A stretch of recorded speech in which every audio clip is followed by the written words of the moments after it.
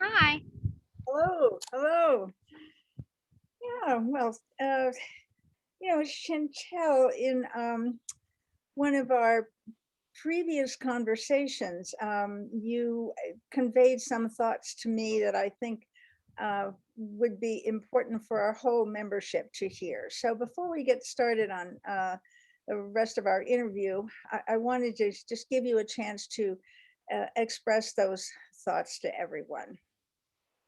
Yeah, thank you. I just want to say thanks so much to the donors and all the members of the University Women's Club. I'm sure they already know that the extent of impact that their support has on students, but it really means a lot to me. Because of this scholarship, I'll be able to take more classes than I normally can, and I'll graduate faster and with less debt, which we know is a plus. So just thanks for helping me succeed. It really means the world to me. Well, that's great. We're so happy that yeah, sounds like it's going to be a help. So, okay, well, in reading your scholarship application, I was really impressed with your persistence and your determination and the range of roles and experiences you've had in your life on your way to your current status as a junior majoring in psychology and neuroscience. So I'd like to start by having you tell our members something about your journey, starting, if you will, with taking on some significant family responsibilities when you were just 14. Yeah, so I think this starts with the fact that I've always known that I want to go to college. Being in school is what I'm good at, and I like it. So that's what my goal has always been. And I also always knew that I'd have to figure out a way to pay for it by myself. Mhm. Um, you know, work, loans, scholarships, whatever. I just knew my mom wasn't going to be able to pay for it for me. She raised my sister and I on her own. She always worked a lot of jobs to support us and make sure we had everything we needed. So I was watching over my sister from a pretty young age. And when I turned 14, I got my driver's permit because that's legal in South Dakota.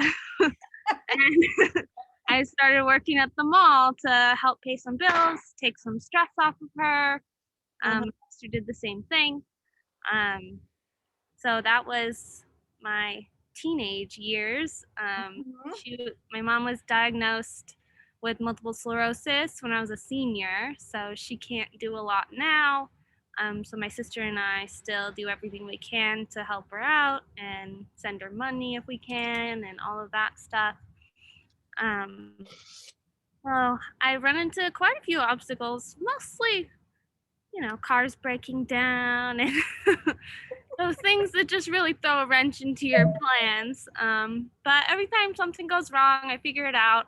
I remember that my two most important things are getting my education and taking care of my mom. So even if it means waking up at 3 a.m. to go to work and working through jobs and doing classes all at the same time, it's all worth it.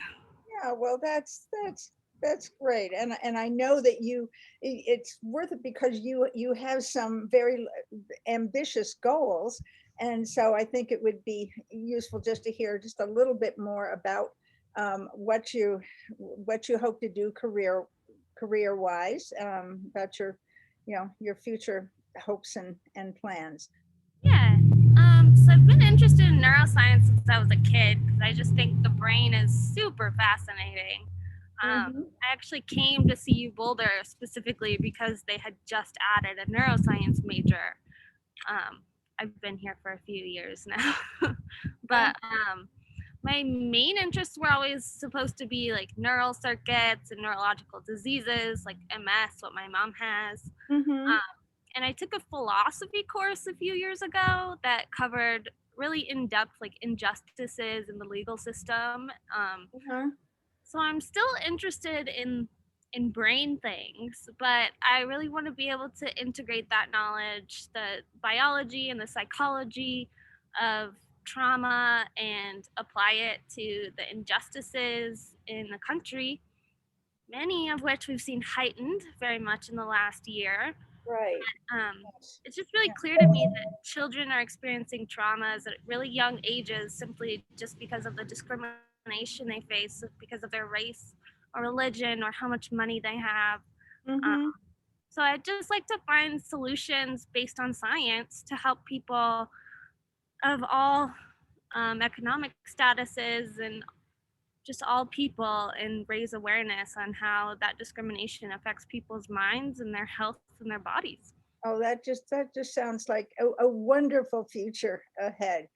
And finally, I just wanted to ask you to share something about your volunteer work. I was so impressed that, in spite of what you've had to manage personally, you've somehow found time to volunteer and do other charitable work.